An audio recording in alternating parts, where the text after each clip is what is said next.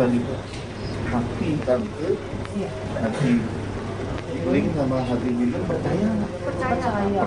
Percaya kan nggak cukup, tapi mulutnya masih ngaku, baru dalam pengakuan itu keselamatan.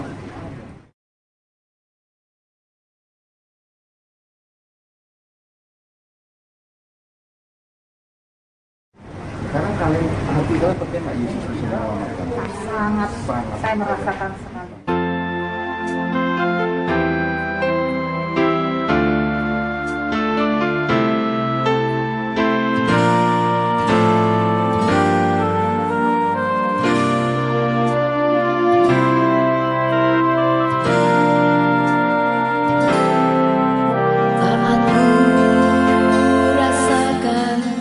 Kesesakanku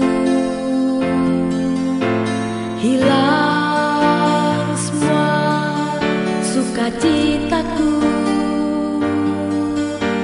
ku berdiam di kakimu.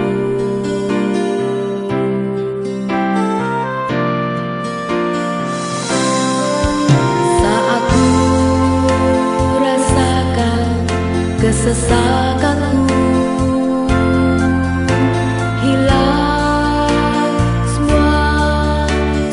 citaku, ku berdiam di kakimu.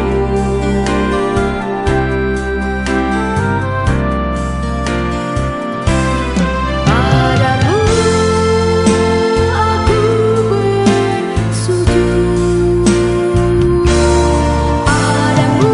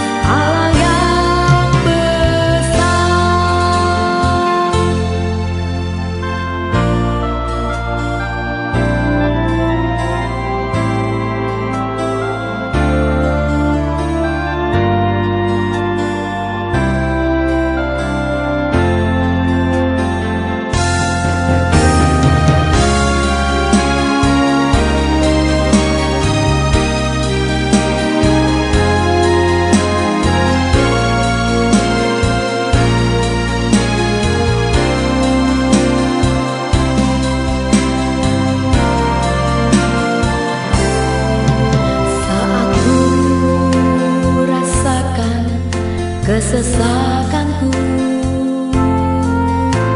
hilang semua sukacitaku, ku berdiam di kakimu.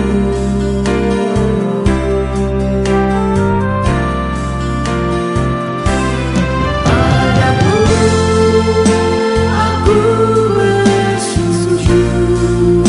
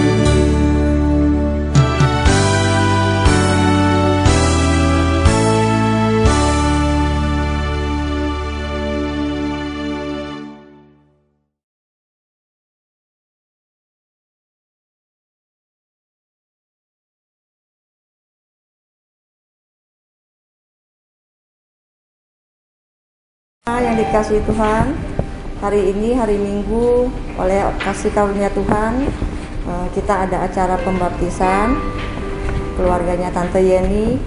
Dan sebelum memulai prosesi semua untuk pembaptisan, mari terlebih dahulu kita datang beribadah masuk dalam hadirat Tuhan. Amin. Saya mengundang dengan hormat Tante Meiho untuk buka dalam doa.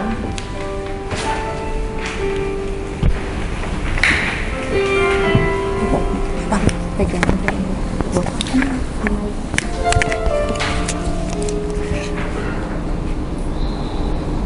Selamat pagi Bapa Sorgawi Yesus Kristus.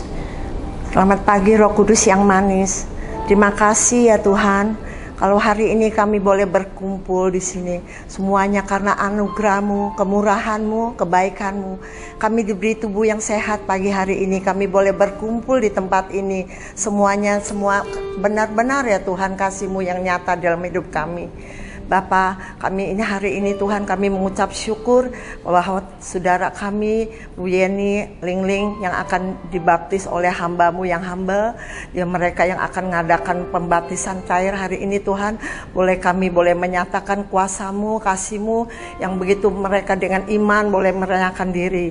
Terima kasih ya Tuhan Yesus. Kalau hari ini kami boleh ditempatkan di sini juga, terima kasih kepada Pak Hengki, Bu Neng yang boleh beri tempat, yang tempat sini kami boleh ibadah yang leluasa ya Tuhan.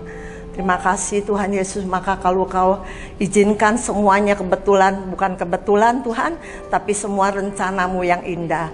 Kami percaya Tuhan kalau Kau hadir di tempat ini beserta kami, boleh kami mau tinggikan, memuji, meninggikan, menyatakan pada Engkau ya Tuhan. Terima kasih ya Bapa. Kalau hari ini semuanya, kalau kami berkumpul semuanya, segala-galanya ya Tuhan Yesus, ucap syukur ya Bapa. Hadirat-Mu yang menyertai kami dan kuasa-Mu yang menyatakan tempat ini Tuhan, boleh kami memuji, menyembah, meninggikan Engkau. Biarlah hadirat-Mu Tuhan membawa kemenangan. Hadirat-Mu datang Tuhan untuk menyegarkan kami, memenangkan jiwa-jiwa ya Tuhan Yesus. Terima kasih Tuhan. Kami berdoa tunggu hamba-Mu penyertaannya Tuhan Yesus. Sedangkan Kau dibawa ibadah firman sebagian penyertaan sertaan Tuhan yang membawa baptisannya Tuhan, tentang baptisan Tuhan, Kau menyertainya agar kami mengerti lebih dalam ya Tuhan Yesus. Terima kasih, haleluya, kami mengucap syukur ya Tuhan, amin. Akan duduk kembali semuanya. Mari sama-sama kita naikkan pujian bagi Tuhan.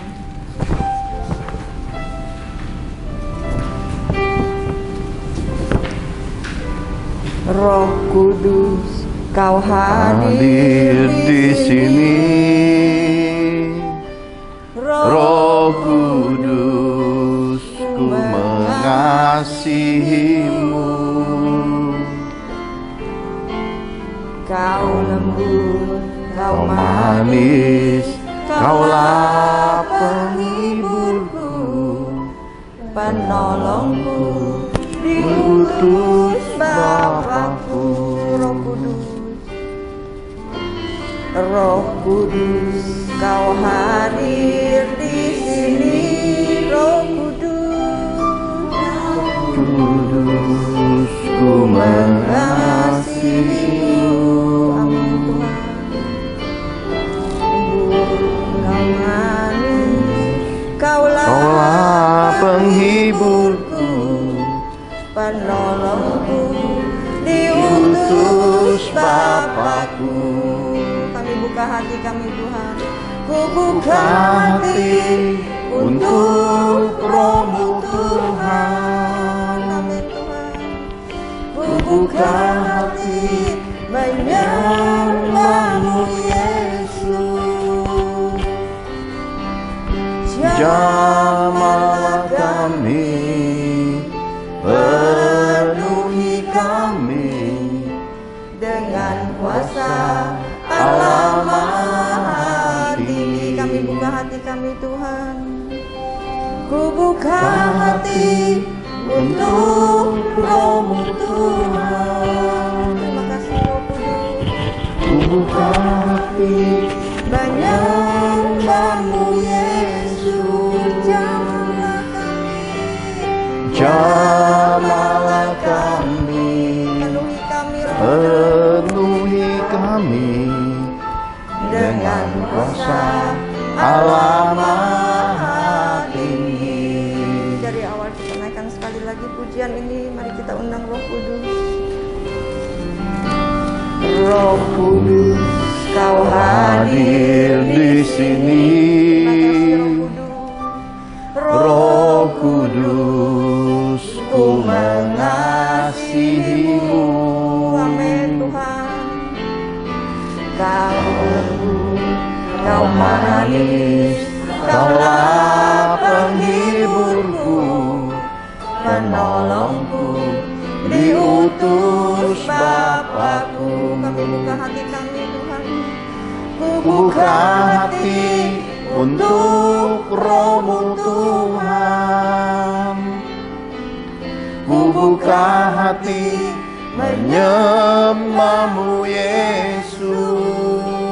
Jamahlah kami Tuhan. Jamalah kami, penuhi kami dengan kuasa Allah Maha Tinggi. Jamahlah kami Tuhan.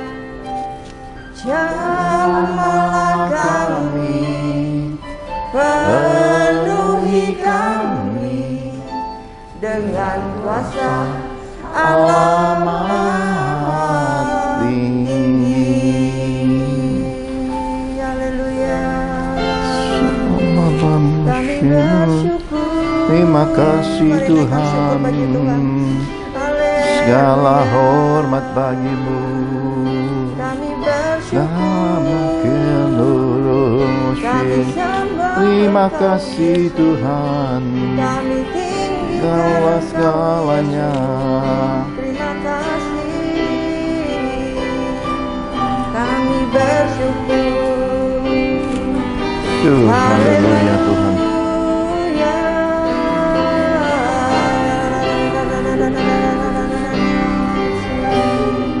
Terima kasih Tuhan. Terima kasih Tuhan. Kami bersyukur di kesempatan yang ada Tuhan. Sebab Roh-Mu yang kudus selalu ada menyertai hidup kami. Terima kasih Tuhan. Terima kasih kalau kami boleh duduk diam di hadirat-Mu Tuhan, menerima kebenaran firman-Mu, buat setiap kami mengerti akan jalan-jalan Tuhan dalam hidup kami. Kami mau duduk diam dan Tuhan berbicara lewat hamba-Mu Tuhan. Kuduskan setiap kami Tuhan, urapi setiap kami Tuhan. Roh-Mu yang kudus memberi pengertian atas setiap firman yang akan disampaikan. Terima kasih Tuhan. Terima kasih. Kau segalanya bagi kami Tuhan. Kau Bapa yang mengasihiku, kuasa-Mu memulihkanku,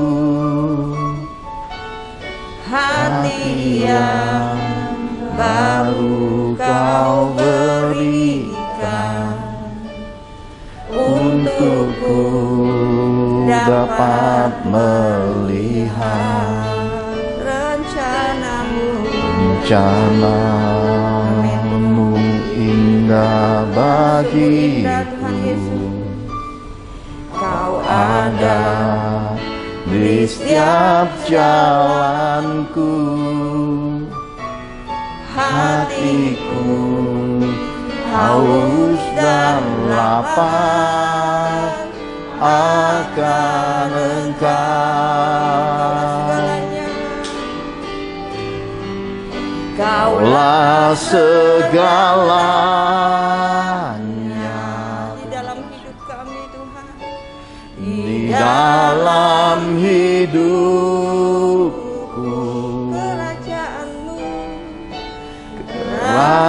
Kerajaan-Mu, kebenaran-Mu, itu bagianku.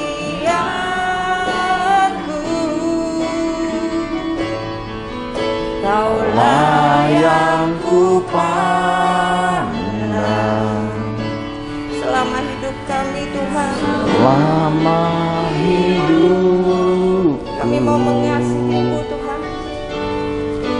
Mengasihi-Mu, memuliakan-Mu, Bapa dan Rajaku.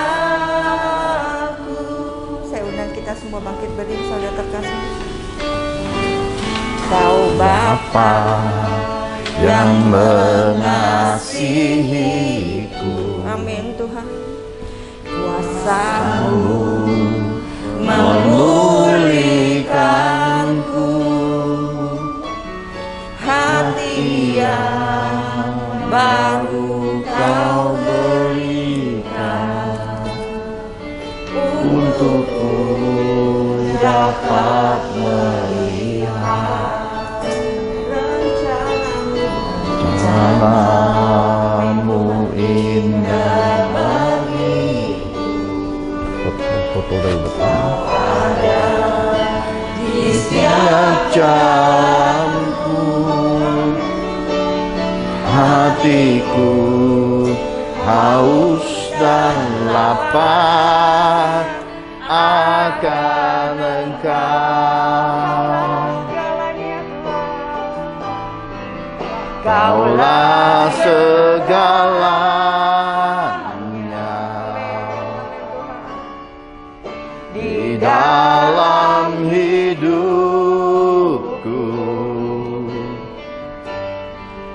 Kerajaan-Mu, kebenaran-Mu, itu bagianku.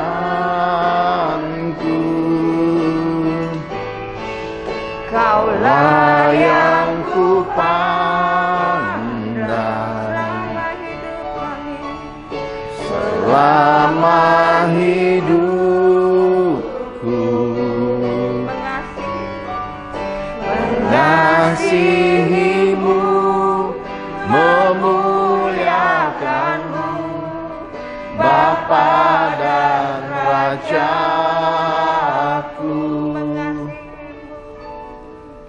Mengasihi-Mu, memuliakan-Mu, mengasihi-Mu, memuliakan-Mu, mengasihi-Mu, memuliakan-Mu, Bapa dan Rajaku. Dan kami berdoa meminta Roh-Mu yang kudus memenuhi setiap kami. Setiap benih-benih yang datang dari dunia, dari setan-setan, bahkan nafsu manusia, Engkau singkirkan di dalam nama Tuhan Yesus.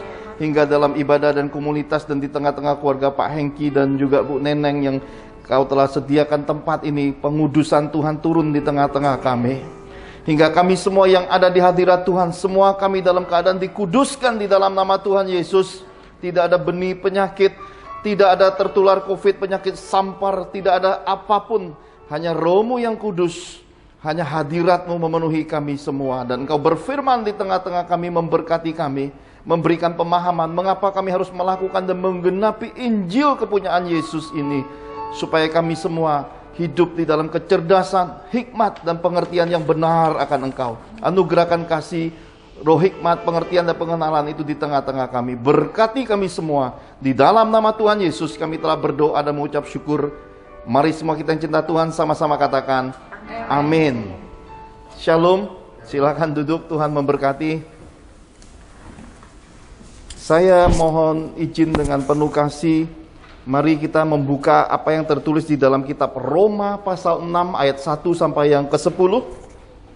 Rehwel bisa bantu bacakan. Roma pasal 6 ayat 1 sampai yang ke-10. Roma 6 ayat 1 sampai 10. Mati dan bangkit dengan Kristus. Jika demikian, apakah yang hendak kita katakan?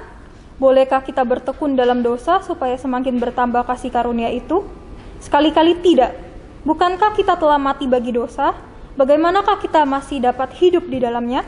Atau tidak tahukah kamu bahwa kita semua yang telah dibaptis dalam Kristus telah dibaptis dalam kematiannya? Dengan demikian, kita telah dikuburkan bersama-sama dengan Dia oleh baptisan dalam kematiannya, supaya sama seperti Kristus telah dibangkitkan dari antara orang mati oleh kemuliaan Bapa. Demikian juga kita akan hidup dalam hidup yang baru.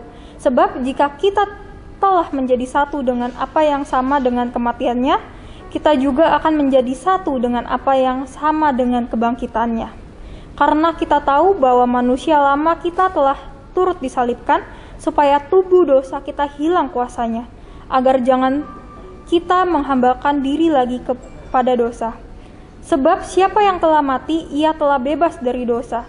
Jika kita telah mati dengan Kristus, kita percaya bahwa kita akan hidup juga dengan Dia.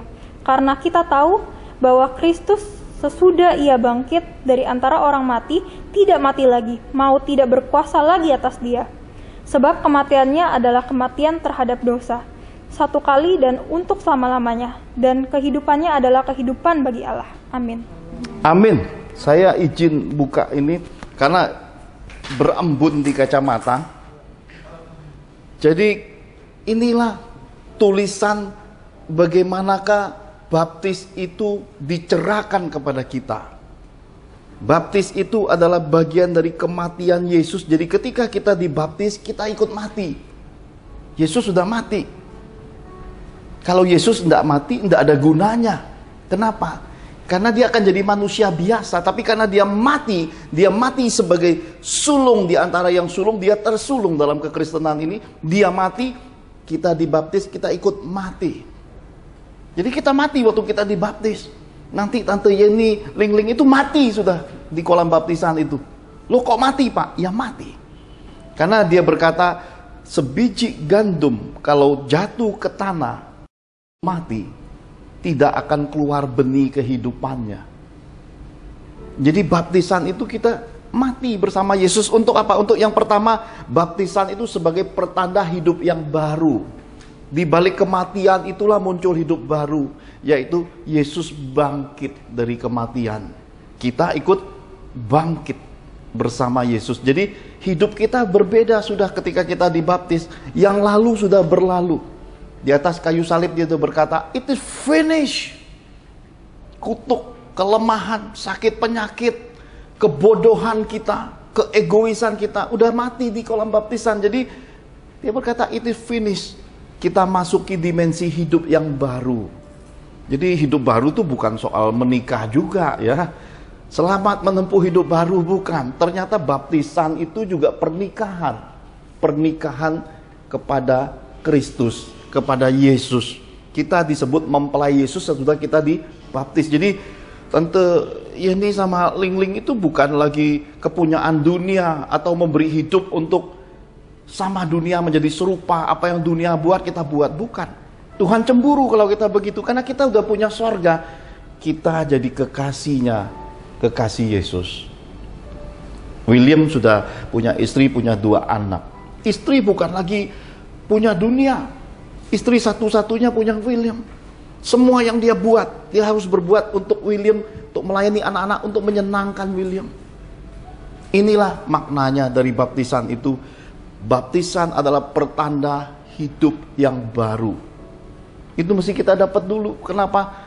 Karena tidak semua orang bisa dibaptis. Ada banyak orang di dunia ini berpikir takut jadi Kristen. Salah. Untuk jadi Kristen itu tidak bisa dipaksa. Itu harus Tuhan yang pilih kita. Ya kalau semua orang pilih istri, ya nggak ada lagi istilah jodoh. Nggak ada lagi istilah kasih karunia. Maka Yesus berkata, bukan kamu yang memilih aku, tapi aku lebih dahulu memilih kamu. Firman harus disebar, kabar baik, keselamatan, kemenangan Yesus harus disebar bagi seisi dunia. Tapi keselamatan itu tidak bisa buat seisi dunia, yang terpilih aja.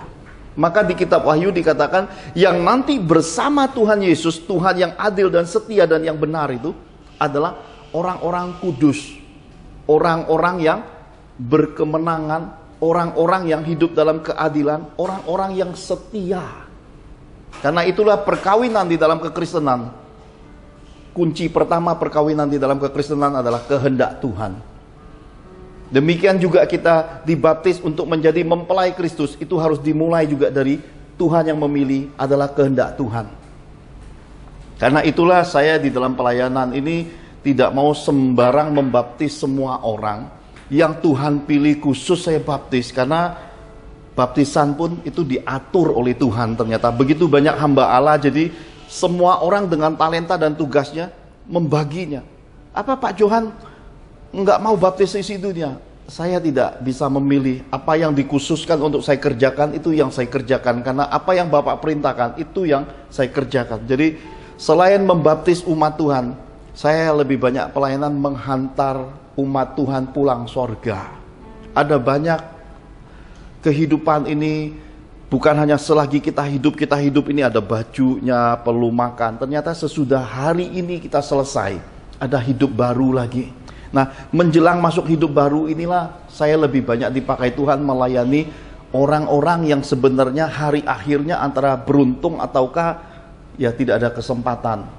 Di kota Jombang suatu malam saya dalam perjalanan pelayanan, saya singgah karena di sana ada keluarga yang Tuhan percayakan mengangkat saya jadi anak, suatu keluarga hamba Tuhan yang cukup dipakai Tuhan sampai anak cucunya jadi hamba Tuhan yang sampai kelasnya ke Amerika. Jadi ketika saya sampai ke sana, adik rohani, adik angkat ini berkata, "Mi, tolong kojohan Mi, ojo tanggung-tanggung, sudah ajak kojohan ke rumah." Jadi ada satu ibu-ibu terbaring kaku, tinggal tulang dan tidak bisa mati, ya matanya cuma bergerak. Dan ini kita tahu yang namanya penyakit itu ada belalang kuncup, ada belalang pengeriap, ada belalang pelahap, ada roh kutuk, makan keuangan, makan harta dari keluarga. Keluarganya udah kesusahan semua karena ini penyakit menahun, gak bisa mati. Dan ketika saya sampai ke sana, saya waktu melihat ibu ini udah tinggal tulang dan kulit. Waktu saya ulurkan tangan, Tuhan membuat suatu penampakan penglihatan alam yang lain. Kehidupan sesudah kehidupan hari ini, ada kehidupan lain yang dibukakan. Saya melihat ibu ini rohnya, arwahnya itu nggak bisa nyebrang. Kenapa? Jembatan penyeberangan menuju hidup barunya itu putus. Saya berkata, wah, bagaimana mau mati, jembatannya nggak ada. Lalu roh berkata pada saya, "Padamu ada kuasaku. Padamu pencipta semesta alam mendengar doa-doamu. Berbelas kasihanlah, mintalah kepada Bapa empunya surga agar Bapa turun tangan." Jadi saya mesti meminta penguasa semesta alam itu mengulurkan lengan kanan di dalam kitab perjanjian lama itu, mengambil arwahnya dan menyeberangnya. Sesudah saya melihat semua penglihatan roh itu dengan doa begitu, lalu Roh Kudus berkata pada saya, tanggal segini, jam segini, hari segini, ibu ini akan menyelesaikan hidup lamanya, akan selesai meninggal. Yang di sana kan belum pernah lihat pelayanan yang begini, jadi dicatat, di screenshot, di WA-nya dicek, tepat yang Tuhan katakan, hari, jam, tanggal, bulan, detiknya, hari itu ibu itu meninggal dunia, masuki hidup baru. Oleh karena melihat cara hidupnya yang lalu kita nggak ngerti, oleh karena apa yang mendera hidupnya sebagai sebuah pembelajaran. Jadi mami saya yang ada di Jombang nyari tahu dan tanya, akhirnya ketemu penyebabnya. Di masa mudanya ibu ini bekerja pada suatu profesi banyak nyakitin orang. Jadi mungkin dia berprofesi dengan istilah bank pribadi, kasih pinjaman, ambil bunga besar, apa istilah kita? Ya itu Bu Neneng, rentenir ya istilahnya. Ada bahasa prokem kita di Betawi itu namanya tinta darat ya kalau nggak salah ya. Jadi menyakiti banyak orang dengan profesinya, dikutuki orang yang tersakiti itu banyak. Jadi akhirnya hidupnya jembatannya putus. Nggak bisa dari hidup lama dari dunia ini pindah ke hidup yang ada kerajaan Allahnya putus. Saya seberangi rohnya pulang ke rumah Tuhan. Habis itu ada suhu besar, seorang suhu cukup ternama di Jawa Tengah, kebetulan teman baik saya juga. Dia protes, dia bilang, bro, lu gak boleh begitu bro. Dia marahi saya, lu merusak tatanan langit. Saya bilang, kenapa? Orang itu jahat masa mudanya, dia mesti bayar itu bro. Kamu seberangi. Saya bilang, saya tidak bisa nyeberangi, yang bisa cuma Tuhan. Tapi saya punya rasa kasihan. Kenapa? Saya tidak lihat hanya si ibu yang menderita karena sakit yang nggak bisa mati. Saya lihat anak cucunya itu nanti kelaparan. Kenapa? Kemiskinan di balik biaya pengobatan itu. Jadi saya minta, ya kamu tidak boleh itu bro. Lain kali jangan lagi bro. Itu merusak tatanan sorga bro. Merusak tatanan langit katanya. Itu satu perkara di kota Jombang, Jawa Timur. Perkara berikutnya, saya pelayanan juga di Surabaya di Jawa Timur. Ternyata di sana ada satu konglomerat. Rumah Pak Hengki, Cik Neneng ini mungkin baru seperapat dari rumah yang saya singgahi di Surabaya. Ini rumah cukup besar, bisa kebayang.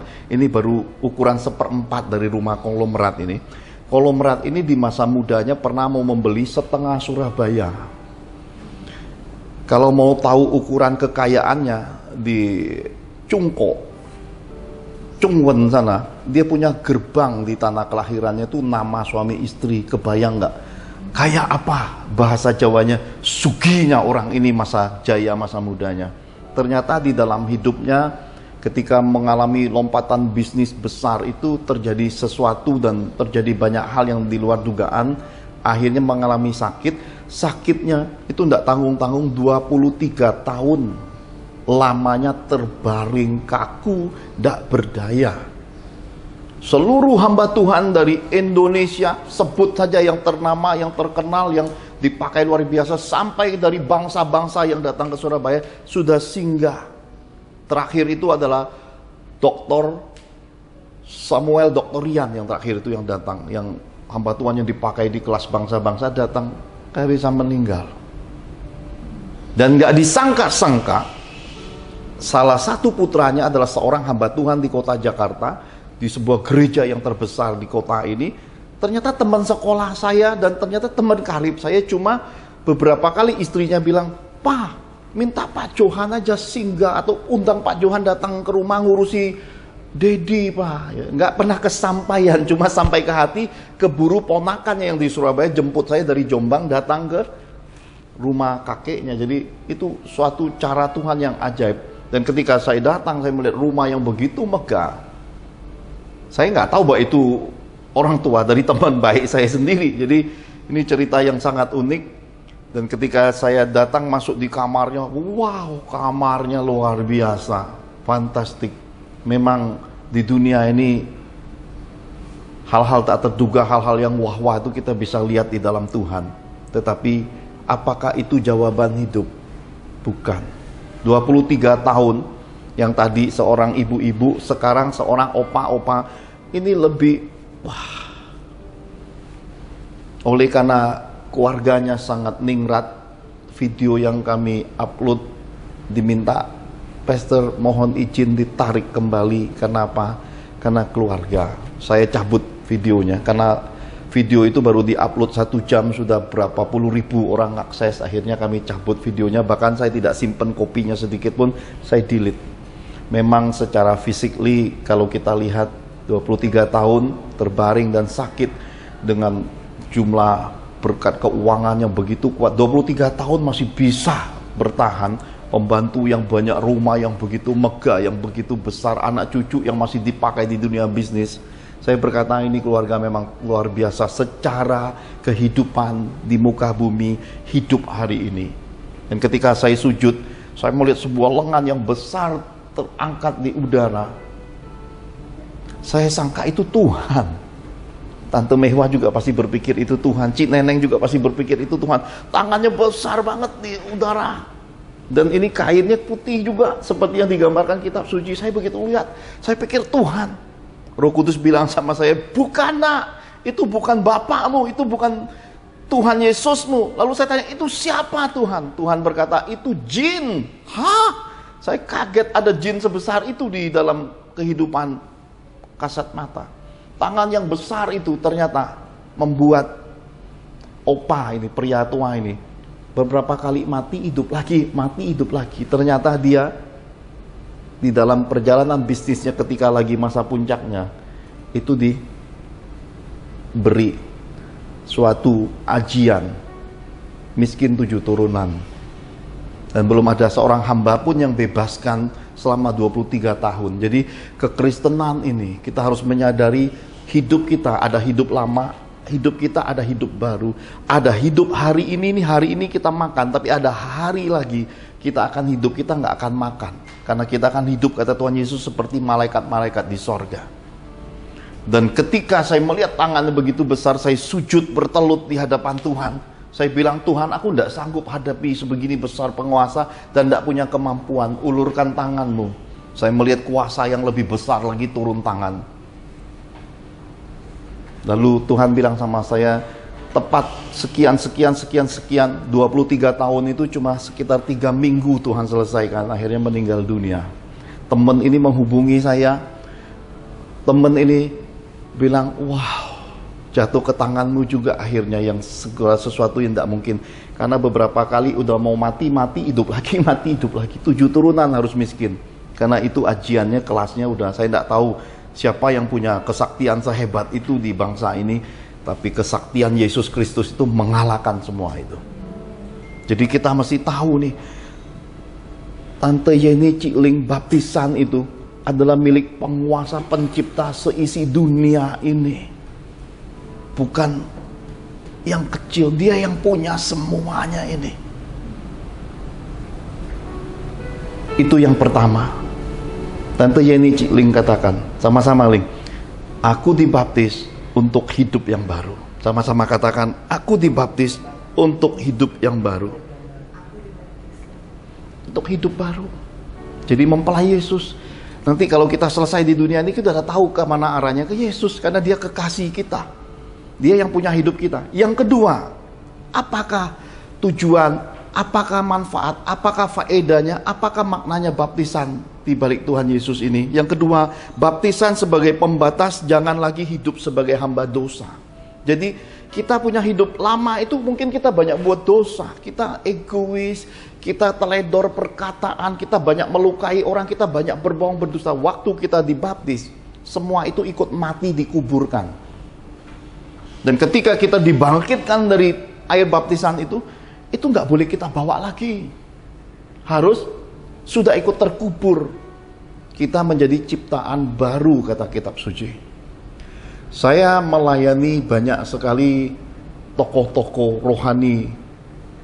Ini bukan suatu kebetulan, tapi Tuhan mengajarkan hal yang menurut saya, mengapa kekristenan Yesus pilih hanya 12 rasul. Kenapa dia nggak ambil 5.000 orang yang makan 5 roti 2 ikan? Kenapa Tuhan Yesus pilih seorang Saulus yang begitu jahat diubah menjadi Paulus? Jadi ternyata kekristenan ini harus dipahami, Tuhan ingin kualitas. Orang yang sungguh-sungguh. Bukan orang yang ya Kristen akhirnya jadi agamawi. Karena banyak sekali saya temukan di perjalanan pelayanan ini kasus-kasus yang saya tadi sudah cerita ke Bu Neneng sama Pak Hengki. Saya nggak sanggup, karena saya lihat banyak hal yang saya bilang saya nggak ikutan akhirnya. Kenapa? Kode etik aja. Karena saya melangkah 1 titik akan melukai hati Tuhan, melangkah 2 titik lihat benturan organisasi, saya akhirnya berkata, kehendakmu Tuhan, saya nggak ikut campur karena terlalu hal-hal yang wah. Tapi saya ingin bagikan sebuah nasihat dan pelajaran rohani bahwa terkadang dalam hidup ini ada banyak orang hidup kayak Nikodemus. Mereka sangat istimewa di dunia rohani, mereka punya pangkat di dunia organisasi, mereka dihormati banyak orang-orang rohani, hidupnya tidak kenal Tuhan, hidupnya tidak ngerti firman Allah. Makanya ketika Yesus bilang, kalau kamu tidak dilahirkan dari air dan roh, kamu tidak masuk kerajaan Allah. Nikodemus langsung berpikir, setua ini gimana masuk rahim lagi? Ternyata pikiran perasaan Yesus itu belum ada. Roh hikmat, roh pengertian, pengenalan yang benar akan Tuhan itu ternyata nggak ada. Jadi mereka terikat kepada hal-hal agamawi rutin aja. Maka Yesus berkata, robohkan bangunan ini. Bangunan itu isi banyak orang saleh beragam bangsa ke Yerusalem pada masa Yesus. Robohkan. Dalam 3 hari aku akan membangunnya. Yesus sedang memberi kita sebuah pencerahan. Kekristenan ini bukan gedung. Kekristenan itu kan bukan banyaknya orang. Kekristenan ini adalah bagaimana kita sudah bisa belajar untuk hidup kudus menurut firman. Kita belajar hidup mengenal Yesus itu bukan kata orang lagi. Mengalami dia, hidup di dalam dia. Ini Tuhan pesankan. Pak Johan lihat apa? Saya lihat pelayanan tidak lagi perlu mengejar apa yang pernah salah di muka bumi. Saya melayani hamba Tuhan yang gereja terbesar lah di Indonesia. Pulang surganya saya yang melayani. Videonya masih ada di YouTube. Silakan diakses untuk melihat, dengerin detailnya. Bahkan yang bikin fenomena terbesar aja di Pulau Jawa, itu arwahnya saya masih ketemu. Dan ketika saya cross check, teman saya bilang, lu beneran bro? Saya bohong dapat untung apa? Cerita ke kamu cuma sharing. Tidak berapa lama ada satu hamba Tuhan meninggal dunia, dibawa naik ke sorga. Itu karena sakit jantung meninggal dunia. Ternyata sama Tuhan disuruh turun ke bumi, hidup lagi. Dikasih waktu untuk menyampaikan pesan ke hamba Tuhan besar yang fenomena ini, bahwa Tuhan tidak kenal hidup dia. Dan dia datang. Kan nggak tahu mau kemana, dia datang ke induk organisasi. Di induk organisasi terkejut begitu dengar, lu nih udah mati kok hidup lagi, datang mau nyampaikan pesan sorga. Dibawalah sama pengurus induk organisasi datang ke sana karena acaranya begitu wah nggak ada waktu ketemu, nggak sempat ngomong, hamba Tuhannya keburu mati dadakan. Dan hari ini masih ada di bumi arwahnya. Peninggalannya, catatan pelayanannya, saya rasa di Indonesia cuma dia yang terbaik. Khotbahnya, bombastiknya bisa menarik perhatian orang ke Tuhan. Saya rasa cuma dia satu-satunya di bangsa ini. Tetapi siapa sangka di hadapan Tuhan begitu. Jadi lewat apa yang saya sampaikan ini, inilah waktunya umat Tuhan. Jangan salah lagi memasuki pintu kerajaan Allah. Pintu kerajaan Allah itu jalannya sempit, pintunya sempit, sesak, tidak mudah. Maka Yesus berkata, kalau kamu mau ikut aku, pikul salibmu. Ada banyak orang berpikir kita taruh liontin itu salib. Bukan, itu hiasan. Salib kita itu adalah karakter kita. Buah roh kita itu mesti disalibkan tiap hari. Kalau suami istri ketika tiap hari berantem, anak lihat, papa mama kerjanya berantem. Salibkan berantem itu. Mulai dengar firman ini, jangan berantem lagi. Suami, demi menjagai kehidupan keluarga, Yesus jalan terus, kerjanya korupsi. Nyakitin banyak orang, buat hal-hal. Salibkan pekerjaan yang tidak halal itu. Tuhan ingin kita mencapai titik kedewasaan, hidup benar karena kesadaran diri. Bukan lagi pada satu titik kita cuma hidup kepengen orang puji kita, itu dibenci Tuhan. Tuhan ingin kita mencapai benar-benar kesadaran hidup apa adanya. Bu Angel ini bukan manusia biasa. Suhu besar yang saya tadi cerita yang marah, katanya saya rusak tatanan langit itu, suatu kali ketemu, saya cerita tentang hidup Bu Angel, dia penasaran, tanggal berapa kamu lahir, jam berapa, dia buka bukunya, loh kok nggak ada, takdirnya putus, hitungannya hilang. Saya tanya, kenapa bro? Coba sekali lagi, hitung, nggak ketemu. Sementara Rehwel hitung, wah ini hebat bro, putrimu ini ada 2 bintang kaisar. Bintang kaisar keuangan, bintang kaisar orang besar. Ini siapa yang ngangkat mantu, ini orang hebat.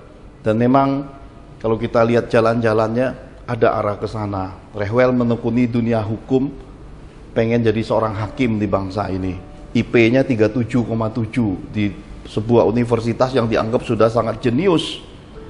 Dan cara hidupnya belum pernah pacaran, jaga hidup kudus. Jalan-jalannya dia hitung bisa ketemu Rehwel. Saya juga pikir maksudnya apa? Ditelaah dengan ilmu orang Chinese, Rehwel itu bintangnya naga. Kami nggak punya bintang. Bintang kami cuma Yesus. Jadi hitungan-hitungan begitu bagus. Ketemu dengan anak bungsu saya, dihitung lagi. Wah, ini bro, anakmu ini kalau makin pindah ke jauh-jauh, hebat, makin hebat, makin hebat. Ternyata panggilan dia adalah hamba Tuhan, tapi dia pengen jadi jaksa, pengen jadi jenderal. Saya bilang silakan. Nanti sampai waktu Tuhan jadilah orang hebat, supaya jangan jadi hamba Tuhan yang isinya cuma bikin huru-hara di rumah Tuhan, di dunia kerohanian. Pergilah sejauh mungkin, mau pergi kemana, pergilah ikut Tuhanmu. Hitung Ricci, wah luar biasa. Jadi kembali dihitung Bu Angel lagi, nggak ketemu. Bro, saya tanya, kenapa? Ini nih udah mati bro. Jadi udah nggak kehitung nih. Terus gimana?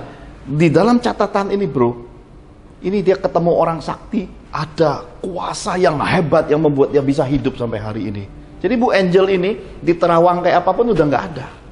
Orang mati hidup lagi, inilah dia. Makanya pelayanan ini pelayanan yang tidak pandang muka, nggak pernah pikirkan apa-apa, karena isinya orang-orang yang benar-benar tahu bahwa hidup ini kesempatan dari Tuhan. Yang shoot video di belakang itu orang biasa kalau kita lihat sekilas, tapi di dunia perusahaan itu tangan kanan owner, dan gajinya tidak semua orang capai gaji dia, dan anak istrinya ada di Kanada. Anaknya aja saya bimbing itu dapat kerjaan, lompatnya luar biasa. Di sini mungkin level gajinya ya mungkin mendekati senior direktur punya gaji. Jadi hari ini kita berkumpul sama orang yang sudah melepaskan hidup lamanya hanya untuk mau Yesus yang dimuliakan. Dia punya pangkat di perusahaan tapi dia pegang kamera. Kenapa? Karena dia menyadari hidup kekristenannya dulu ada kekristenan yang tidak ada Roh Kudusnya. Ketika ditaruh santet, nggak tolong hidupnya. Rajin gereja, tapi nggak tolong. Dan saya perlu pendarahan 1 bulan untuk membebaskan dari 4 dukun hebat. Salah satu anak rohani berkata, Om gila. Kenapa gila? Yang Om hadapi itu roh maut. Itu bunuh orang, karena keluarnya itu saya belajar dulu itu Om. Terus kenapa? Ya Om bertahan di situ, kalau enggak, wah nggak bisa selamat katanya. Jadi saya itu ngalami serangan nahanin santet itu sampai berdarah-berdarah kayak orang menstruasi. Begitu kelar, hilang semua, nggak ada sama sekali. Jadi hari ini Tuhan memberi kita suatu kuasa. Yesus sebelum memerintahkan baptisan dia berkata, kunci kerajaan sorga, kunci kerajaan bumi, kunci kehidupan, kunci Daud ada padaku. Segala kuasa ada padaku, kata Yesus. Karena itu pergilah, baptislah dalam namaku. Ajarkan mereka apa yang kuajarkan kepadamu. Jadi ini perintah Tuhan. Makanya ini sakramen pembaptisan ini sakral sekali. Dan kehidupan kekristenan inilah yang kita mesti pahami. Kalau sudah dibaptis mau gimana? Ini kan pertanyaan nih, pasti Tante Yeni sama Ling-Ling. Habis baptis mau gimana Pak? Yuk kita lihat firman-Nya. Harus bagaimanakah sesudah kita dibaptis? Kita buka Filipi pasal 2. Saya minta siapa baca dulu? Tante Yeni ya, Filipi 2 ayat 1 sampai 4 lebih dulu. Kehidupan bagi Allah sesudah dibaptis.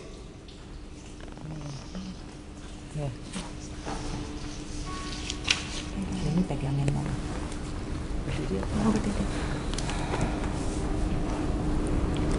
Jadi, karena dalam Kristus ada nasihat, ada penghiburan kasih, ada persekutuan roh, ada kasih mesra dan belas kasihan. Karena itu, sempurnakanlah sukacitaku dengan ini. Hendaklah kamu sehati sepikir dalam satu kasih, satu jiwa, satu tujuan, dengan tidak mencari kepentingan sendiri atau puji-pujian yang sia-sia. Sebaiknya, hendaklah dengan rendah hati yang seorang menganggap yang lain lebih utama daripada dirinya sendiri.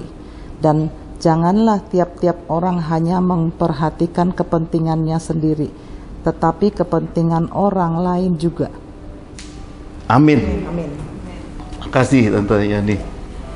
Ini Tuhan pesan supaya sesudah kita dibaptis, kita harus hidup mengasihi sesama. Jangan untuk kita lagi. Beras yang ada di rumah sering kita timbun itu, Terkadang sampai ada kutunya karena kita tidak makan. Hari ini kita mulai belajar mengelola.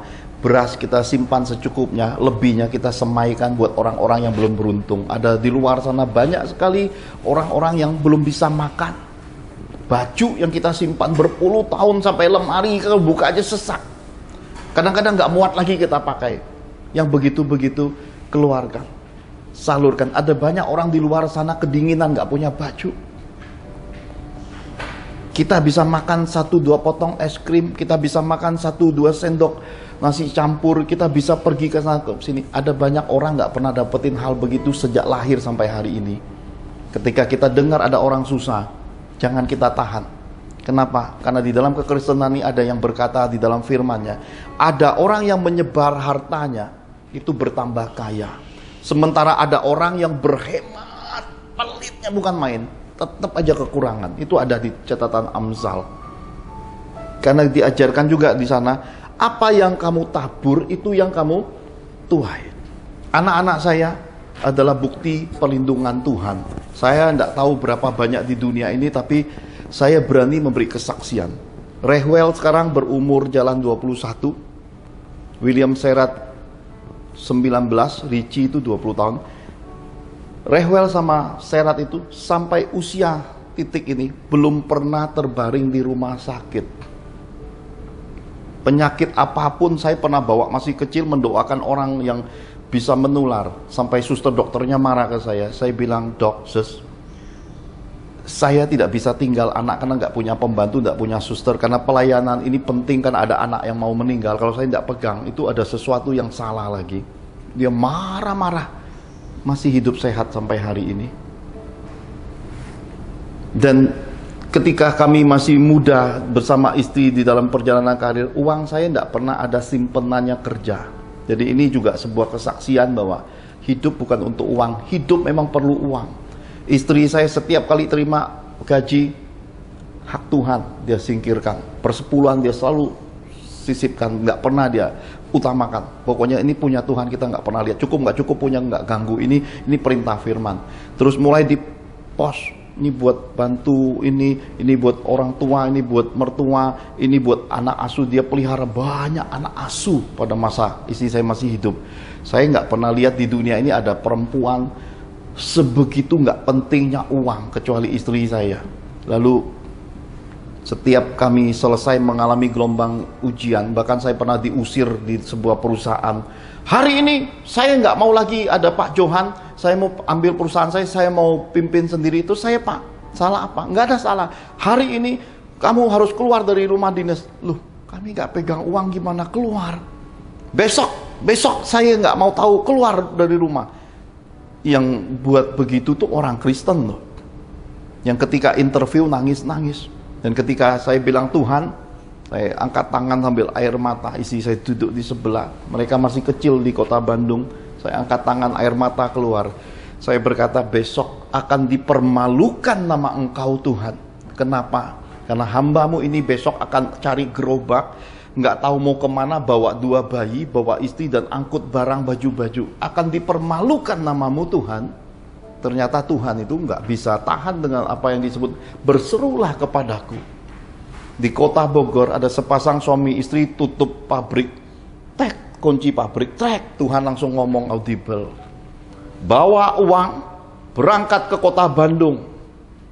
Dia bawa uang segepok berangkat ke kota Bandung. Sampai kota Bandung bingung mau ngapain. Tiba-tiba ingat saya, Tuhan bilang itu memang yang harus kamu telepon. Dia telepon saya, dia tanya, lagi santai nggak? Iya, saya bilang, bisa ketemu nggak? Bisa. Yuk kita ketemu, oke. Ya, datang ketemu di meja. Gimana kabarmu? Baik. Ya, saya nggak pernah mau cerita kesusahan hidup. Kerjaanmu baru dipecat. Hah? Piye ceritain? Ya tadi dipecat. Salah apa kamu? Ya saya juga tanya ke pemilik perusahaan, salah apa? Nggak salah katanya. Isi saya juga tanya. Terus piye? Besok saya mesti tinggal. Hah? Kamu tinggal kemana? Nggak tahu. Gila kamu ya katanya. Iya. Tuhan ngomong di meja itu, uang itu hak dia yang kuperintahkan engkau bawa. Bayangin dari Bogor, orang yang nggak tahu menahu datang bawa segepok uang. Itu saya nggak tahu itu uang. Kenapa? Dibungkusnya di dalam bungkusan kertas. Jadi ya sudah, ini Tuhan punya nih, suruh aku jauh-jauh datang, kamu rupanya kowe toh yang terima berkat iki. Kasih kamu, aku pamit mau pulang ke Bogor lagi. Saya pegang kepokan sampai rumah, masih doa sama istri, nangis-nangis di hadapan Tuhan. Tuhan, terus isi, "Pak, itu apa?" Tadi dititipi si itu yang dari Bogor. Coba buka, sekali dibuka muncrat 16 juta lebih satu amplop itu Tuhan kirimkan, yang bukan saudara, yang baru ketemu satu kali, yang kita juga nggak ada apa-apanya. Jadi Tuhan itu benar-benar dia peduli kepada kita. Kita ini rekan sekerja Tuhan yang harus peduli kepada sesama, dan dimulailah dari saudara-saudara seiman.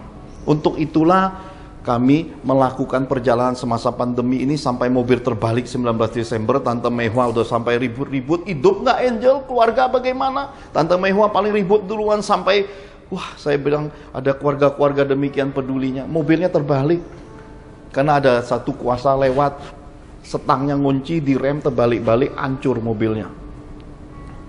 Tapi lihat mereka masih hidup, tidak ada satupun lukanya karena pelindungan Tuhan. Ketika kita peduli kepada semua yang Tuhan perintahkan, ketika kita peduli kepada sesama, Tuhan peduli hidup kita, Dia jagai hidup kita. Jadi nggak perlu takut. Hidup ini ada pelindungan Tuhannya. Yang kedua, sesudah harus mengasihi sesama, kita lihat Filipi 2 ayat 5-8, tolong Ling bacakan. Filipi 2 ayat 5-8. Hendaklah kamu dalam hidupmu bersama menaruh pikiran dan perasaan yang terdapat juga dalam Kristus, yang walaupun dalam rupa Allah tidak menganggap kesetaraan dengan Allah itu sebagai milik yang harus dipertahankan, melainkan telah mengosongkan dirinya sendiri dan mengambil rupa seorang hamba dan menjadi sama dengan manusia. Dan dalam kehidupan sebagai manusia, ia telah merendahkan dirinya dan taat sampai mati, bahkan sampai mati di kayu salib. Amin. Amin. Yang kedua, Tuhan pesankan sesudah kita dibaptis, kita harus hidup rendah hati dan taat. Ini Tuhan pesan. Kenapa? Karena hidup ini kita harus lihat, kekristenan ini rusak. Kenapa? Karena banyak orang sesudah dibaptis, hidup lamanya dia masih bawa. Kita sering lihat orang Kristen, wah perlente, nggak ada rasa kasihan, nggak ada rasa sopannya, dan tidak ada kelemah lembutan. Kita kadang lihat, ini siapa? Terkadang kita ketemu yang jahat malah orang Kristen sendiri. Kita sering ketemu oknum-oknum begini, karena nggak ngerti arti baptisan. Baptisan itu harus membawa kita pada hidup rendah hati, dan mulai jadilah pelaku firman. Ini tadi Pak Hengki bilang, anak saya lulusan Amerika. Kebetulan saya ini dipercayakan suatu kali pelayanan yang tidak disangka-sangka. Oleh karena permintaan pelayanan ini saya sempat sakit, karena beberapa hari sebelum pelayanan saya mimpi ular belakang banyak banget. Saya sampai nangis sama Tuhan, saya ini salah apa Tuhan sampai sakit-sakitan gitu loh. Tuhan bilang, bukan kamu nak, itu adalah ular bangsa-bangsa. Ular bangsa-bangsa gimana Tuhan? Kamu tuh akan melayani anak-anak yang lulusan, yang sedang kuliah Amerika, Australia, Taiwan, Jepang. Ini kumpulan rombongannya Pondok Indah minta saya melayani. Bu Angel bilang, coba dilihat ada berapa orang, ya hanya belasan orang. Hari hanya yang datang 60-an orang lebih yang datang. Saya begitu pandang, Tuhan berkata, rusak sudah anak mereka. Saya tanya, kenapa rusak? Mereka bukan lagi pelaku firman. Mereka sudah hidup seperti bangsa-bangsa di luar sana. Anak-anak generasi kita yang kita bekali keuangan, kita bekali pendidikan di luar sana, free sex, nggak kenal Tuhannya, lupa sama orang tua. Kalau ngomong sama orang tua, panggil nama. Waduh, nasionalisnya hilang, nggak bisa ngomong Indonesia, ngomongnya you, me, ya. Saya melayani generasi ini, lalu saya tanya Tuhan bagaimana? Suruh mereka cinta bangsa, cinta tanah air. Kebaktian itu saya pimpin, saya suruh mereka tiarap, cium lantai, nyanyikan lagu Padamu Negeri. Lalu saya doakan, dan itu kolot pasang. Itu beberapa cucunya bengkir-bengkir ternama di Indonesia, beberapa yang punya perusahaan bermerek, yang karyawannya lebih dari 6-7 ribu, orang-orang hebat. Saya berkata, mana kerendahan hati ini lagi? Kita cuma bisa melihat ajang perlombaan, anakku ke sana, anakku ke sana. Anak Pak Johan di Indonesia saja. Saya bilang sama Tuhan, Yang penting mereka kenal Engkau dimanapun, tidak penting, di Indonesia saja. Karena melihat cara hidup kami, ada salah satu konglomerat besar di bangsa ini bilang, Pastor Johan, nanti kalau Rehwel sudah waktunya ingat kami ya, nanti cari mantu ingat kami ya. Saya datang menghadap Tuhan, Tuhan berkata tidaklah. Kenapa tidak Tuhan? Saya berkata, orang itu kan cinta Tuhan. Tidak. Garis hidup anakmu berbeda dengan orang punya uang di bangsa ini. Mereka punya uang bisa habis, sedangkan anakmu kekayaannya adalah aku. Nanti kalau mereka menikah, Tuhan berkata, sandingkan. Mereka pegang uang anakmu, aku bawa naik seperti Yusuf. Nanti duduknya sama presiden, duduknya sama jajaran MPR, DPR, duduknya menentukan hukum atas bangsa ini. Kalau istrinya, kalau suaminya cuma hanya sebatas kekayaan orang tua, nanti kasihan nak, katanya. Saya bilang, wah Tuhan mandangnya jauh ternyata. Jadi kita mesti melihat di dalam kekristenan ini, firman tuh mandangnya jauh sekali. Ini pesan buat William juga yang punya anak masih kecil. Jangan mengikuti jejak yang sudah keliru di dalam kehidupan bangsa ini. Banyak orang kehilangan nasionalisnya. Kalau Pak Johan masih Pancasila merah putih, masih bisa bergerak ke pemerintahan, saya masih berpegangan tangan dengan jenderal-jenderal. Dan saya menganggap itu adalah kepercayaan Tuhan. Mereka tidak pandang hina seorang Pak Johan untuk pegangan tangan di Lemhanas.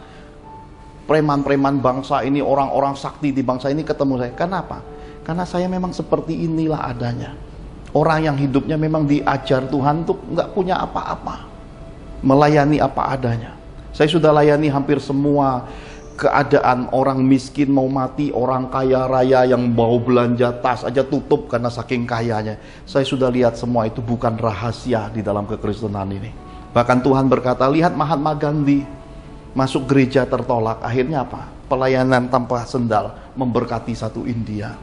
Hari ini Tuhan pesan buat kita, sesudah dibaptis, bentuk karakter Yesusnya, rendah hatinya, taat jadi pelaku firman. Jangan hitungan dengan Tuhan. Kenapa?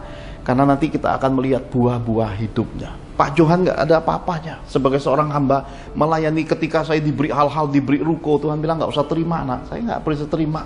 Hari ini nilai ruko 36 miliar. Saya tolak semua pemberian. Orang-orang besar di bangsa ini memberi saya. Saya berkata, ya saya mungkin cuma kelasnya nasi uduk. Nggak apa-apa, tapi menjadi suatu keteladanan. Masih ada hamba-hamba, masih ada keluarga-keluarga yang cinta bangsa, yang hidupnya mau berdiri atas salibnya yang dari Yesus. Ini Tuhan pesankan buat kita di balik pesan baptisan yang luar biasa dari Tuhan Yesus ini. Mari kita lihat bagian yang terakhir. Filipi 2 ayat 9 sampai yang ke-11. Itulah sebabnya Allah sangat meninggikan dia dan mengaruniakan kepadanya nama di atas segala nama, supaya dalam nama Yesus bertukuk lutut segala yang ada di langit dan yang segala yang ada di atas bumi dan yang ada di bawah bumi, dan segala lidah mengaku Yesus Kristus adalah Tuhan, bagi kemuliaan Allah Bapa. Amin. Yang ketiga, mengapa kita dibaptis, bagaimana kita jalani hidup sudah dibaptis adalah hidup untuk memuliakan Tuhan. Kita masuk di rumah Pak Hengki dan Bu Neneng ini, yang pertama kali saya rasakan adalah hadirat Tuhan. Jadi tanpa dikasih tahu pun saya tahu bahwa ini keluarga dari orang-orang yang melayani Tuhan. Jelas. Karena orang yang mengenal Tuhan bisa kenal ada di mana Tuhan, di mana ada hadiratnya. Dan saya melihat anak-anaknya berbeda dengan anak-anak orang yang lain. Saya berdoa, biarlah kehidupan yang memuliakan Tuhan ini dipertahankan turun-temurun. Karena bagi kita untuk masuk neraka itu gampang sekali sebagai orang-orang pilihan Tuhan. Tapi untuk menjagai sorga Yesus itu, kita benar-benar harus hidup yang menurut firman. Berbuat untuk Yesus, tersembunyi untuk Yesus, nggak kejar pujian. Dan segala kehormatannya nggak penting tuh, nggak usah digubris kata orang, penghakiman orang, nilai orang, itu masa bodoh, itu sampah. Yang penting aku sama Tuhannya. Kalau kita udah mencapai titik kekasih dengan Tuhan, hidup itu penuh. Tante masih ingat waktu kita ketemu, waktu suami masih hidup, almarhum Pak Ikang. Saya masih lihat sesudah meninggal karangan bunga yang begitu banyak. Dan saya bilang, kenapa Tuhan kasih saya melayani? Karena saya salah satu hamba yang dipercaya menghantar orang masuk sorga. Saya berani berkata sorga, kenapa? Seperti Rasul Paulus berkata, saya melihat seseorang naik sorga, saya juga melihat yang sama apa yang ditulis Paulus. Jadi saya tahu apa itu sorga, saya tahu apa itu neraka. Tapi saya tidak mau ajarkan itu, kenapa? Karena hal-hal seperti itu tersembunyi supaya kita tetaplah jadi orang yang di belakang salib Yesus, hanya Yesus yang dimuliakan. Saya bisa melihat hal-hal yang tidak bisa dilihat oleh banyak orang, tapi itu biarlah jadi kekayaan yang untuk membangun umat Tuhan supaya benar-benar berbalik kepada Tuhan. Ada banyak hal yang tidak bisa kita mengerti, seperti baptisan di kota Bandung ketika Bu Angel paksa, aku baptis. Saya bilang belum waktunya, maksa. 2 kali aku baptis. Sana cari pendeta besar, apalagi Bu Angel masa kecilnya lingkungannya nggak jauh dari pendeta-pendeta besar yang hari ini yang lagi dipakai di Indonesia. Saya bilang, kamu tinggal datang, om baptis, aku beres. 3 kali aku baptis, saya bilang belum waktunya. Lalu satu masa Tuhan berkata, ini waktunya, sukacitanya besar. Kolam baptisan yang sudah dipakai membaptis itu, salah satu anak rohani saya adalah seorang yang tadi saya bilang, dia berguru dengan dukun-dukun sakti di Banten. Dia seorang perokok yang nggak bisa lepas. Satu kali saya bilang, ayo ikut om masuk sini. Kenapa om? Masuk sini. Saya doakan, saya ceburin. Dia kesaksian. Pulang dari baptisan itu biasanya dia merokok. Dan begitu dia pegang itu rokok baru sentuh, muntah-muntah. Taruh lagi muntah-muntah. Sejak hari itu Tuhan kunci semua keinginan rokoknya. Sampai hari ini. Jadi semua yang ada nama Yesusnya itu, ada hal-hal supranatural di dalamnya. Ada hal-hal ajaib di baliknya. Kami di Israel ketika sampai di Sungai Yordan, dingin. Lalu saya berkata sama Tuhan, ini dingin Tuhan. Dan ini banyak orang. Tuhan berkata, aku suruh mereka keluar dari air. Saya berkata, sungguh Tuhan. Iya, kukosongkan semua, engkau dan rombonganmu saja. Tiba-tiba semua orang keluar dari Sungai Yordan. Sungai Yordannya kosong. Jadi waktu saya turun di situ, 2 anak muda minta diri dibaptis. Tiba-tiba itu air udah kayak es, itu tiba-tiba keras dan tiba-tiba saya rasa tubuh saya itu ringan, ngambang ke atas air. Baptisan itu, wah, ada hadirat Tuhan yang luar biasa. Akhirnya ketika semua masuk ke kolam, air yang dingin itu berubah jadi air yang hangat. Semua bisa ngerasa kok airnya jadi hangat. Seperti yang ada di Sari Ater. Itu kok air yang dingin kayak es jadi panas. Kesaksiannya masih ada di YouTube. Saya berdoa, Tante Yeni, Ling dan semua kita yang ada di sini, keluarga yang ada di sini, suatu hari kalau Tuhan selesaikan pandemi ada kesempatan, kami masih punya 1 kali trip yang Tuhan beri. Saya tidak tahu trip-trip berikutnya. Saya pengen lagi duduk di sana. Kali ini bukan lagi Sungai Yordan, ada 12 pintu gerbang sorga yang masih tinggal di bumi di dalam lahiriah yang akan menjadi peta-peta Tuhan untuk kita pelajari tentang nanti pintu-pintu rohani yang akan terbuka. Tuhan bilang pergi ke sana. Tertunda karena pandemi. Moga-moga suatu hari nanti Tante bisa ajak Om Boris. Delimanya di sana besarnya luar biasa ya.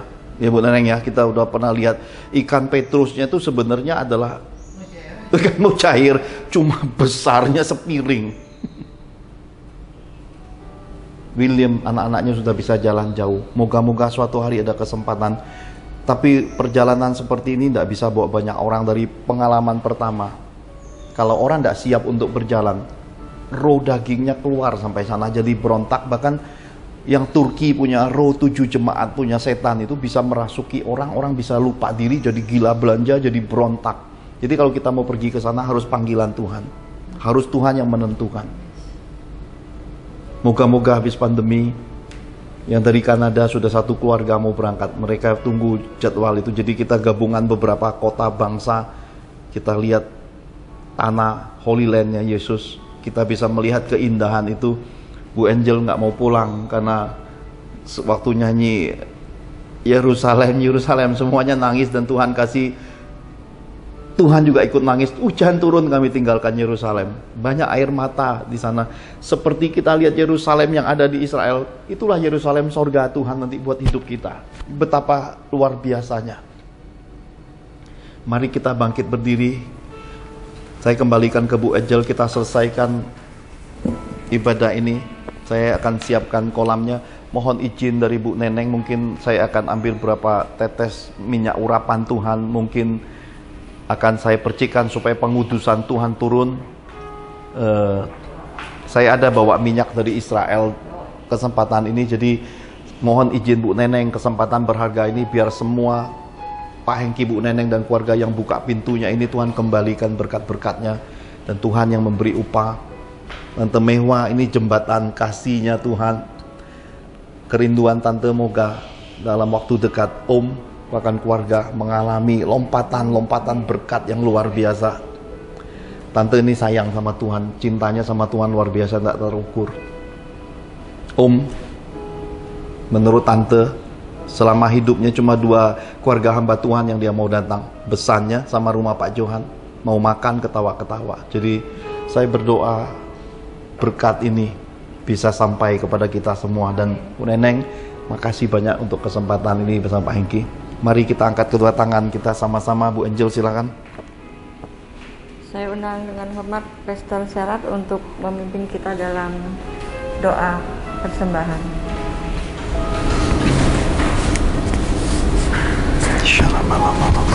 Saudara-saudara, ini adalah permulaan bulan. Mari kita membawa korban syukur kepada Tuhan. Kami bawa di hadapan-Mu Tuhan persembahan, berkat-berkat persembahan hati kami, persembahan khusus, persembahan nazar, persembahan persepuluhan kami. Biarlah dipakai untuk pekerjaan tangan-Mu di bumi Tuhan. Biarlah kerajaan-Mu di bumi ini diperluas Tuhan. Biar orang-orang di luar sana dapat mendengar kebenaran firman-Mu Tuhan. Dan berkatilah kami Tuhan, lipat kali gandakan berkat-Mu Tuhan. Dan biarlah kami dan sisi keluarga kami hidup aman dalam perlindungan-Mu Tuhan. Dalam nama Tuhan Yesus kami sudah berdoa, amin. Amin. Sebelum kita terima doa berkat-berkat Bapak Surgawi, saya undang Tante Yeni dan Ling ke depan. Ya. Apakah di antara sanak keluarga, hamba-hamba Tuhan, kaum kerabat, ada yang keberatan Tante Yeni dan Ling dibaptis? Tidak ada ya. Saya kembalikan pertanyaan yang berbeda. Apakah di antara kaum keluarga, anak cucu, mantu, relasi, semua handai taulan dan semua yang hadir mendukung ketika Tante Yeni dan Ling memberi dirinya untuk menjadi anak Tuhan Yesus dan hari ini dibaptis? Silakan angkat tangannya, katakan. Oh, sangat mendukung. Puji Tuhan. Berarti tidak ada yang keberatan. Ini Tuhan aja luar biasa. Manusia semua di muka bumi setuju. Mari Tante Yeni dan Ling buka kedua tangan, ikuti doa saya. Katakan, Bapa kami di dalam kerajaan sorga, terima kasih untuk kesempatan berharga ini. Engkau telah memilih saya yang bernama. Hari ini di hadapan Tuhan Yesus, di hadapan para malaikat, di hadapan hamba-hamba Tuhan, di hadapan keluarga dan semua relasi yang hadir, saya membuka hati untuk meresponi panggilan Tuhan untuk menjadi anaknya. Dan hari ini saya membuka hati, membuka diri, mengundang Yesus Kristus masuk dalam hati saya, dalam hidup saya, menjadi Tuhan dan Juru Selamat pribadi hidup saya. Dan biarlah hari ini sesuai dengan kebenaran firman Tuhan, nama saya tercatat di dalam buku kehidupan anak domba. Saya adalah anak Tuhan Yesus, kekasih hati Tuhan Yesus, sahabat Yesus yang hidup di bumi, tetapi sebenarnya adalah warga kerajaan sorga. Segala hal dalam hidup saya, dari nenek moyang sampai kehidupan saya, di dalam nama Tuhan Yesus, semua kutuk, hutang piutang dengan setan-setan, dengan penyembahan berhala, segala hutang piutang nenek moyang, hari ini saya letakkan di bawah kaki Tuhan. Sebagaimana saya akan mati di kolam baptisan, sebab Yesus juga mati, semua itu lunas, selesai. Dan sebagaimana Yesus bangkit, saya menjadi ciptaan baru yang tidak ada lagi sangkut paut apapun dengan setan-setan. Saya bersama rumpun keluarga, garis keturunan, adalah orang-orang yang berhak menerima berkat-berkat kehidupan, berkat kesehatan, berkat anak cucu, berkat firman Tuhan, hidup di bumi seperti di sorga. Terima kasih Tuhan Yesus. Terima kasih Bapa Surgawi. Dan curahkan roh-Mu bagiku. Urapi aku, baptis aku, sebab firman-Mu berkata, Engkau membaptis dengan air dan membaptis dengan Roh Kudus-Mu di dalam nama Tuhan Yesus. Hingga semua sakit penyakit, semua kelemahan tubuh, semua manusia lama hilang lenyap, menjadi ciptaan baru yang sehat, hidup kuat, hidup bahagia, hidup jadi berkat di muka bumi ini. Di dalam nama Tuhan Yesus. Haleluya. Amin. Mari kita angkat dua tangan sama-sama. Mari kita mengangkat Pastor kedua William tangan. akan doa berkat sebelum Mari kita kita ke berdoa. kolam baptisan. Terbukalah tingkap-tingkap langit, semua taburan benih dan ketaatan hidup kita beroleh kegenapan firman-Nya. Kita menabur dan menuai, kita dipeliharanya, kita dibelanya, kita disertainya, kita diberkatinya. Tercurahlah berkat Bapa Sorgawi, engkau akan terus naik dan tidak menjadi turun. Engkau akan menjadi kepala dan bukan ekor, adonanmu, lumbung-lumbungmu, rekening bank dan kas keuanganmu diisi penuh Tuhan. Berkat bangsa-bangsa pun masuk dalam kapasitas hidupmu. Dalam anugerah Tuhan Yesus, maka engkau beserta keluargamu akan menerima kasih karunia, kesehatan, keberuntungan, berkat 5 roti 2 ikan, pelipat kali gandaan berkat, jawaban doa, berkat terobosan ekonomi, dan mujizat-mujizatnya yang ajaib. Dalam Roh Kudus, maka engkau beserta keluargamu termaterai hidup di bumi seperti di surga. Kita terima berkat-berkat surgawi ini dalam nama Tuhan Yesus, sama-sama kita katakan amin. Aku sama Indi sudah jadi warga kerajaan sorga di Materai. Silakan bersiap-siap untuk baptis. Nanti kita ketemu di kolam depan.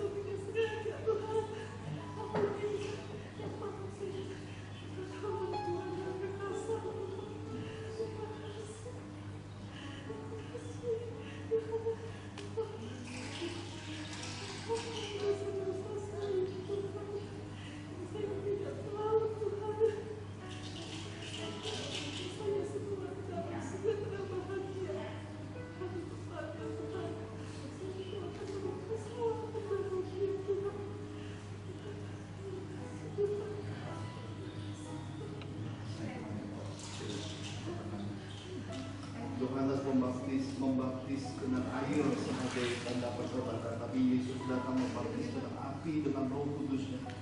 Ibu Jenny hari ini demi otoritas Bapa, demi Tuhan Yesus Kristus, dan demi Roh Kudusnya, terimalah baptisan ini.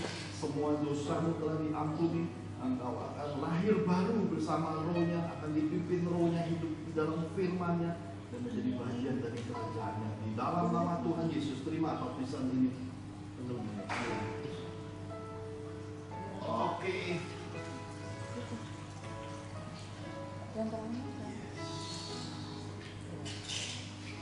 Nikmati dan berdamai sejahtera Tuhan.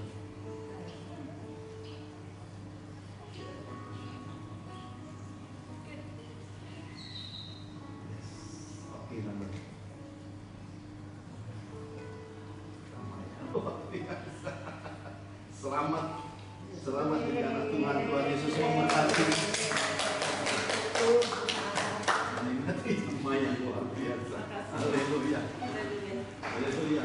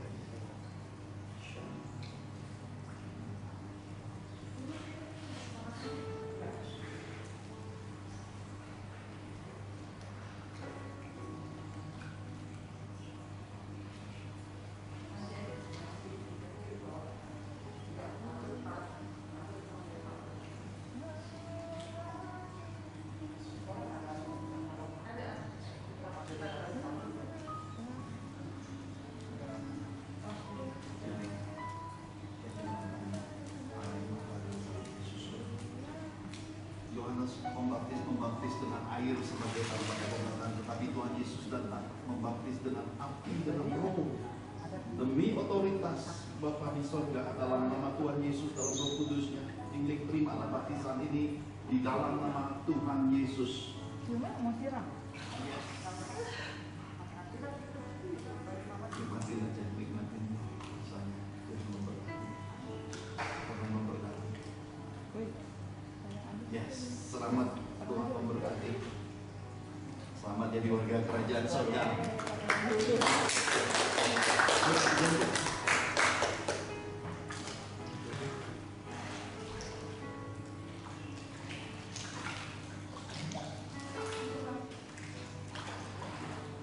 Ini yang istimewa. Terima kasih. Ini kok dalam hidup terkadang kita punya sesuatu yang disebut masalah. Kalau kita ada rasa sedih, sesak, itu bahaya dari itu jadi penyakit, itu jadi rusak jantung, ginjal. Nah, ini tempat seperti Naaman itu dia jadi kusta. Menikung di doa salah Tuhan, kalau ini apapun yang masalahnya, Tuhan, aku nggak mau lagi semua. Kalau ada orang yang sembuh, Tuhan, mama itu aku minta pengampunan dari Tuhan untuk orang itu. Kalau dia yang itu, aku mengampuni dia. Jadi nanti sebelum saya ajak 7 kali nyelam, 7 kali nyelam, 7 kali masuk keluar, terus masuk keluar 7 kali. Jadi unikul saya ajak Tuhan sekarang. Nanti Tuhan tinggal sampai selesai. Nanti kalau dia bilang amin 3 kali itu sudah selesai. Jadi kalau nanti urus 3 kali aku bahkan di pekerjaan mungkin ada orang yang merugiin atau yang menyakitkan, diingetin Tuhan, lepasin pengampunan. Nanti saya berdoa yang ambil balik pertanyaan. Hati juga, kamu boleh doa, kacamata mau berkain darah, cerat juga. Ini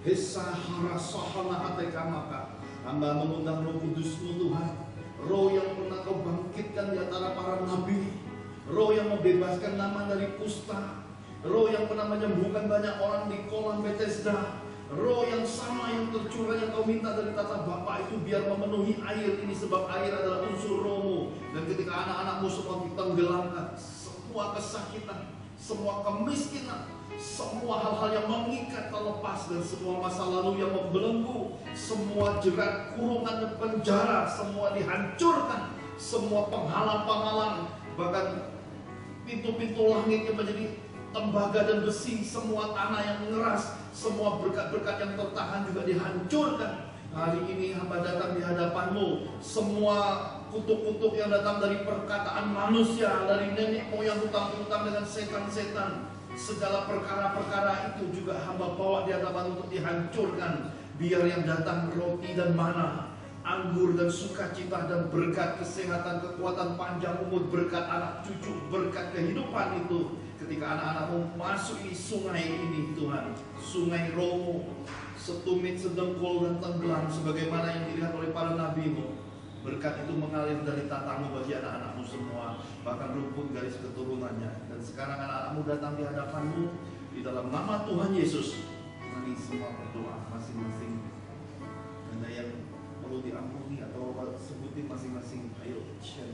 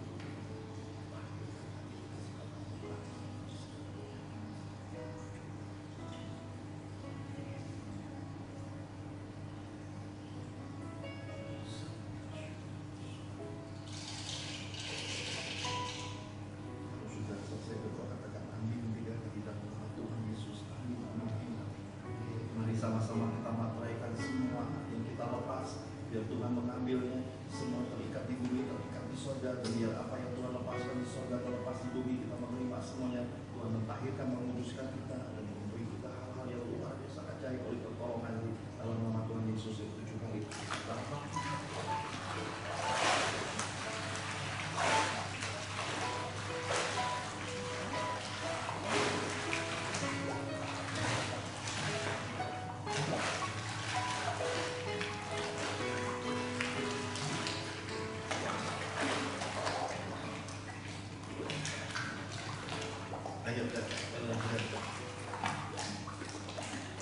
Tuhan, kami sepakat dalam nama Tuhan Yesus.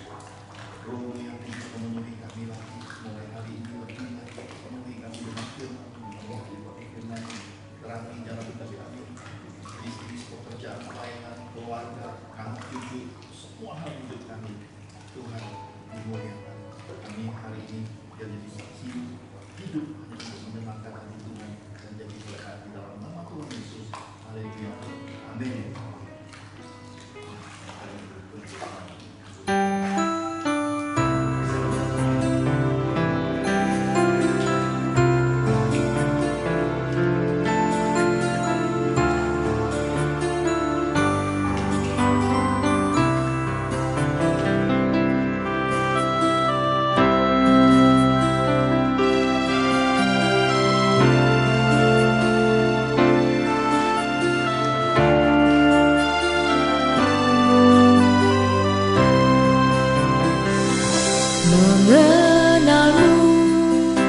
lebih dari segalanya, mengalamimu dalam hidupku, kehendak